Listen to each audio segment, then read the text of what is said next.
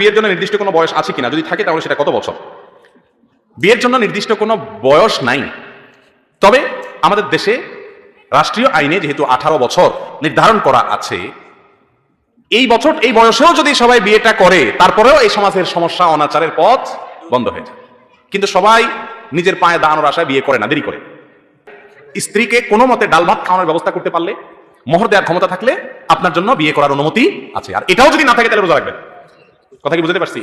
তথাকথিত পায়ে দাঁড়ানোর এটারও কোনো সীমানা নাই। একজনের পায়ে দাঁড়ানোর মানে হলো ফ্ল্যাট করা, বাড়ি করা, গাড়ি করা, 50,000 টাকা স্যালারি হওয়া। এটা আরেকজনের কাছে পায়ে দাঁড়ানোর মানে হলো 10,000 টাকার একটা চাকরি। ঠিক না? ঠিক। এই পায়ে দাঁড়ানোর কোনো শেষ নাই। বিবাহ বিলম্ব হলে জেনা সহজ হয়। অতএব বিবাহকে সহজ করতে অভিভাবকরা অধীনস্থ ছেলে মেয়েদেরকে বিবাহ দিবেন। সুপাত্র সুপাত্রী পেলে দিনদারি দেখবেন। এখন মুশকিল হলো, সবে রাজি আছি আমরা। ছেলেরা চায় একটা বিশ্ব সুন্দরী মেয়ে, আর মেয়েরা চায় একটা টাকার বস্তা। ঠিক না? ঠিক। আমাদের সবাইকে বিবাহকে সহজ করার তৌফিক নসিব করুন।